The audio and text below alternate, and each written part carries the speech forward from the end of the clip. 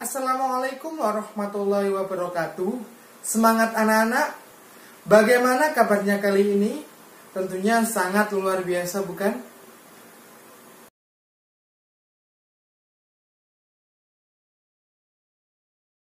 Pada pertemuan kali ini kita akan membahas tentang sama materinya seperti yang kemarin, yakni sistem reproduksi. Apa itu sistem reproduksi, anak-anak? Sistem perkembangbiakan. Oke, sistem reproduksi kali ini yang kita bahas adalah sistem reproduksi pada manusia.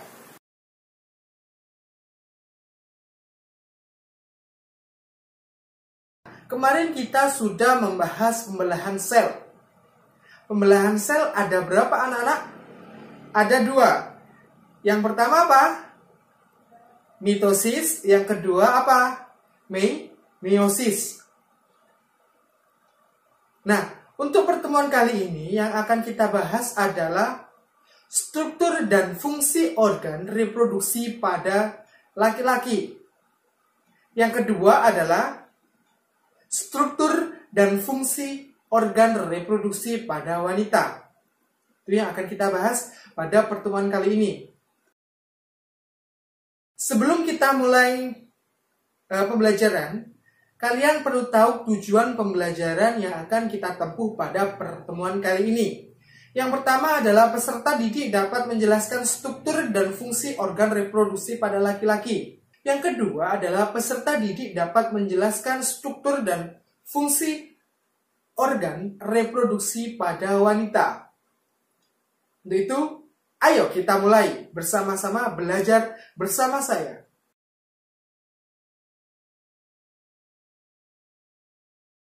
Yang pertama yang akan kita bahas adalah struktur dan fungsi organ reproduksi pada laki-laki.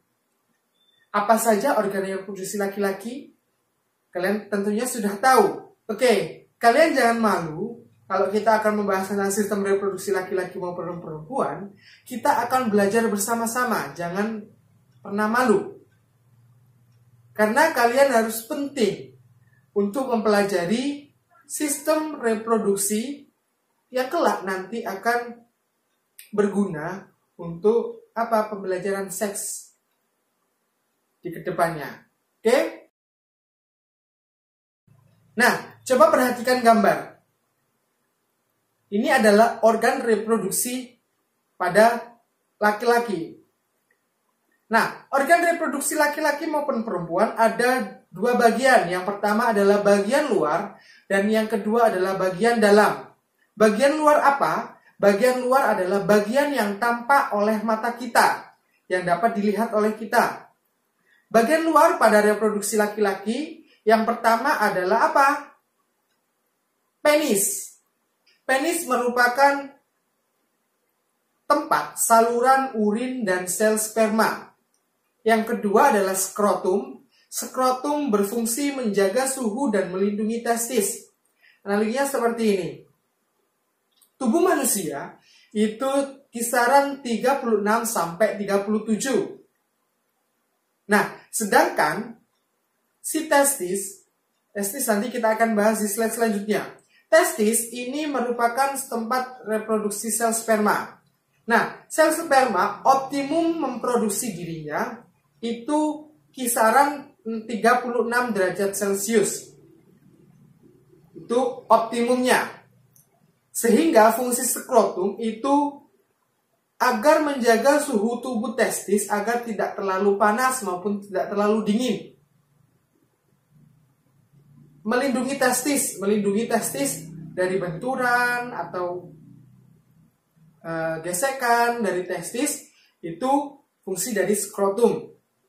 Untuk bagian dalam sistem reproduksi pada laki-laki, diantaranya yang pertama adalah testis, seperti ditunjukkan pada gambar.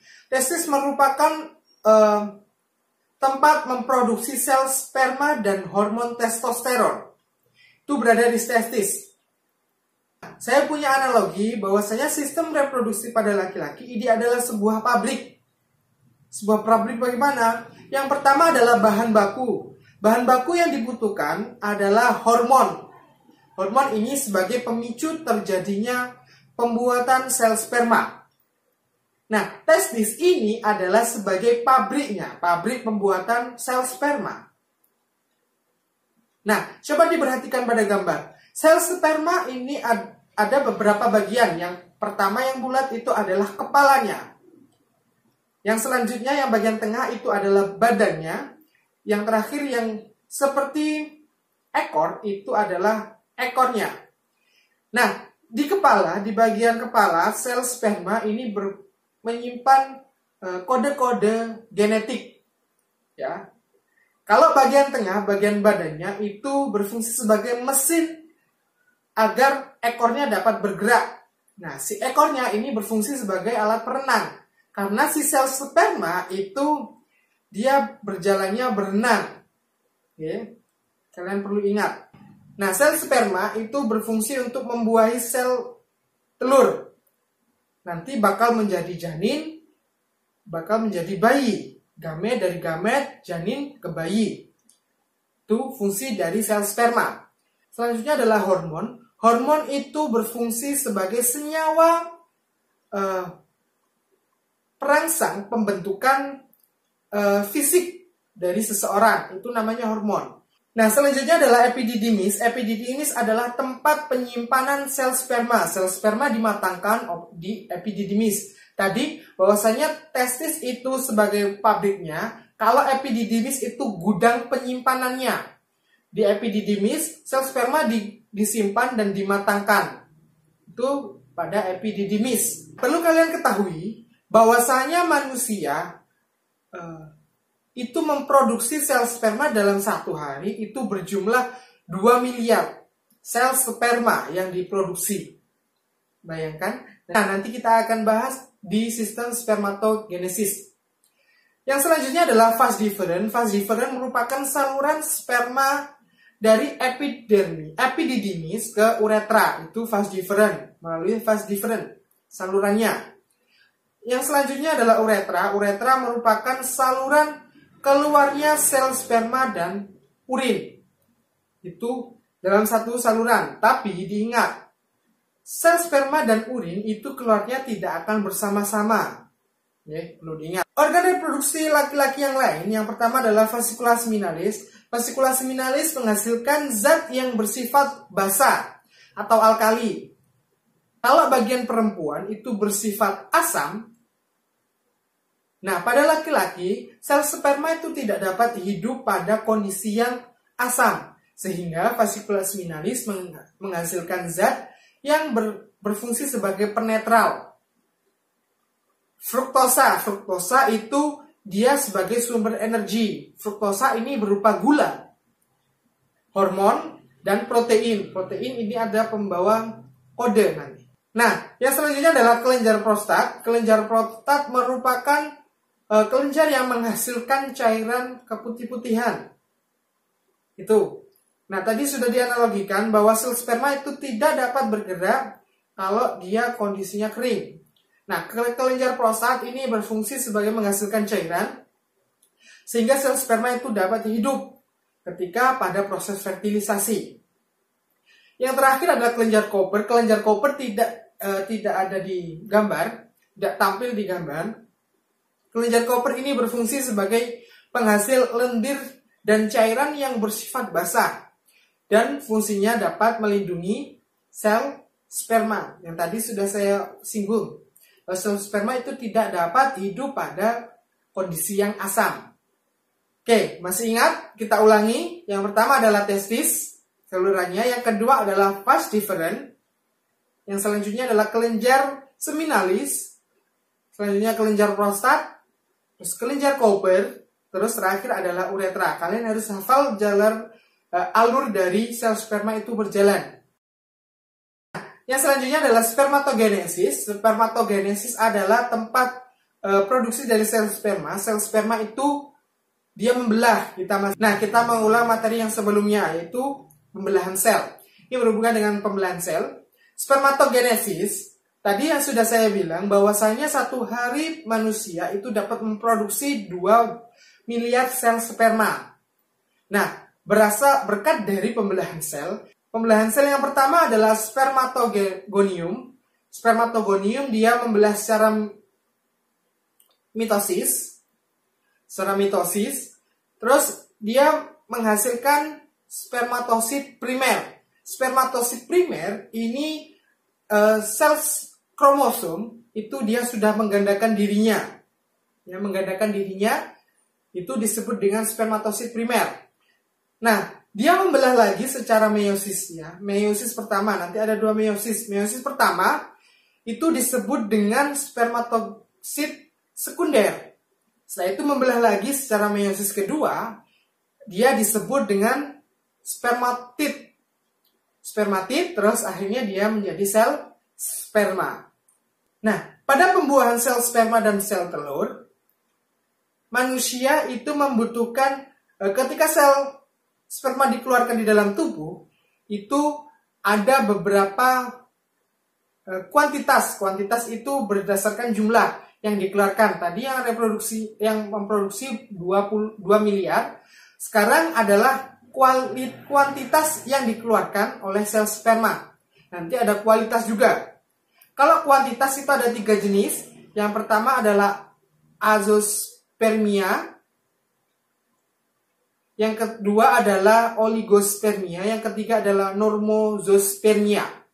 Kalau azospermia itu dia tidak ada sel sperma sama sekali di dalam tubuh manusia.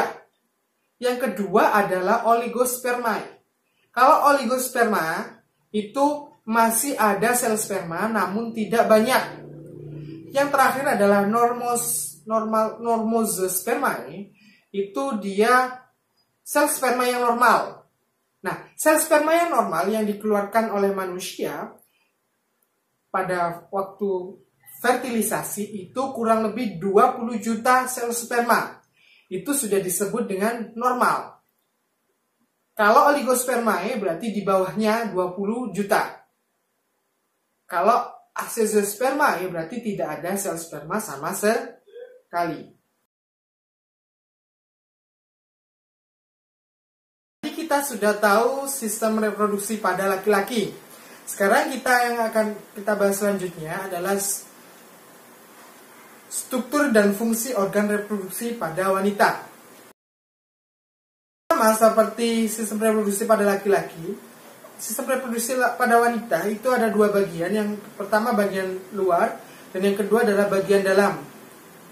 Nah, pada wanita bagian luar yang pertama adalah klitoris. Klitoris ini adalah berfungsi sebagai titik rangsangan seksual yang paling sensitif untuk wanita. Yang kedua adalah sepasang labia, ada labia mayor dan labia minor. Bagian kanan dan bagian kiri itu namanya labia. Labia mayor dan labia minor. Organ bagian dalam pada sistem reproduksi wanita, yang pertama adalah ovarium. Ovarium ini adalah tombaknya. Yang pertama adalah ovarium. Ovarium ini sebagai tempat penghasil sel telur dan hormon estrogen dan progesteron. Kalau laki-laki itu hormonnya testosteron. Kalau pada wanita itu ada 2 hormon progesteron sama estrogen. Perlu diingat-ingat. Nah, kalau pada laki-laki tempatnya berada di testis, kalau perempuan pembentukan sel telur itu berada pada ovarium. Nah, ovarium ada 2, yang kanan, bagian kanan dan bagian kiri. Itu nanti akan mereproduksi sel telur secara bergantian. Selanjutnya adalah tuba Fallopi atau oviduk namanya. Merupakan saluran sebagai jalannya ovum dari ovarium ke rahim. Ovum itu disebut dengan sel telur. Ya, ovum itu adalah sel telur.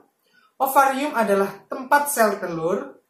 Tuba Fallopi itu sebagai jalannya sel telur dari ovarium ke uretra atau rahim. Nah, tuba Fallopi, di bagian tuba Fallopi di salurannya itu terdapat silia atau rambut-rambut. Fungsinya agar sel telurnya dapat berjalan dengan bantuan oleh silia tersebut di dalam tuba Fallopi. Nah, selanjutnya adalah uterus. Uterus ini atau rahim, sorry tadi saya udah uterus itu adalah rahim. Rahim itu berfungsi sebagai tempat berkembang biaknya janin.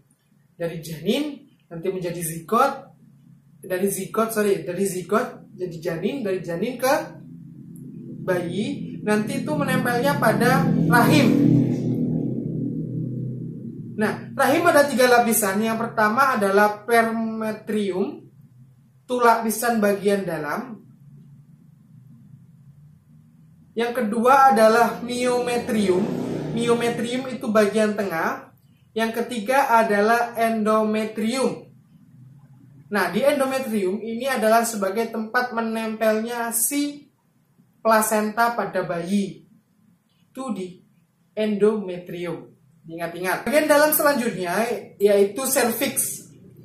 Cervix dia yang pertama adalah mengalirkan darah ke vagina saat menstruasi. Yang selanjutnya adalah mengarahkan sel sperma menuju ke rahim agar pas dia bertemu dengan sel telur maupun sel sperma dia akan bertemu. Yang selanjutnya adalah mendukung kepala janin saat melahirkan. Nah, janin nanti akan berada di bawah pada saat posisi melahirkan. Nah, selanjutnya yang belum saya bahas yang tadi adalah infodibulum. Infodibulum di ovarium sama si oviduk itu tidak menempel-pel ya. Tidak menempel. Tapi dia ada jaraknya. Nah, infodibulum ini berfungsi sebagai pembawa dari ovarium ke tuba falopi. Dia di bawah, nanti kita ada video pada bagian terakhir. Nanti proses pembuahan sel sperma dan sel telur. Itu memiliki jumbai atau fimbran. Itu untuk menangkap sel telur. Itu infodibulum. Nah, yang terakhir adalah vagina. Vagina itu dia sebagai saluran dari apa? Keluarnya janin, masuknya sel sperma itu berada di vagina. Nah, kita ulang. Yang pertama adalah ovarium, yang kedua infodibulum, yang ketiga adalah tuba falopi, terus rahim, habis rahim cervix, setelah cervix yaitu vagina. Nah, untuk oogenesis pada perempuan itu pembentukan sel telur, diibaratkan yang pertama adalah induknya, pembelahan secara mitosis. Mitosis dia bernama oogonium. Yang selanjutnya adalah tetap pembelahan mitosis, dia sudah menggandakan dirinya, dia sudah mereplika dirinya, disebut dengan oosit primer. Nah, di sini di oosit primer itu sebenarnya perempuan itu sudah membawa sel telur itu dari janin, dari bayi. Ya. Dari bayi dia sudah membawa sel telur. Nah, sel telurnya itu sampai oosit primer. Nah, setelah oosit primer itu dibawa dari kecil. Nah, setelah masa pubertas, dia sudah menstruasi, dia sudah tumbuh, yang lainnya, dia kembali membelah kembali. Oke, pembelahannya kembali terjadi. Nah, pembelahan ini secara meiosis pertama. Meiosis pertama, yang pertama besar, yang kedua adalah kecil. Nah, yang kecil itu disebut dengan badan polar pertama atau badan polar primer. Nah, bagian besar itu disebut dengan oosit sekunder. Nah, oosit sekunder ini dilepaskan saat ovulasi. Ovulasi masanya 14 hari, itu dia masa ovulasi. Ya, masa ovulasi selama 14 hari, oosit sekunder itu dikeluarkan dari ovarium. Nah, setelah itu membelah lagi secara meiosis 2, sama seperti tadi, ada yang besar, ada yang kecil. Nah, Yang besar itu namanya ovum. Ovum itu sel telur, sudah menjadi sel telur. Nah, yang kedua adalah badan polar kedua atau badan polar sekunder. Itu semua proses dari oogenesis pada perempuan atau pada pembentukan sel telur. Diingat-ingat ya.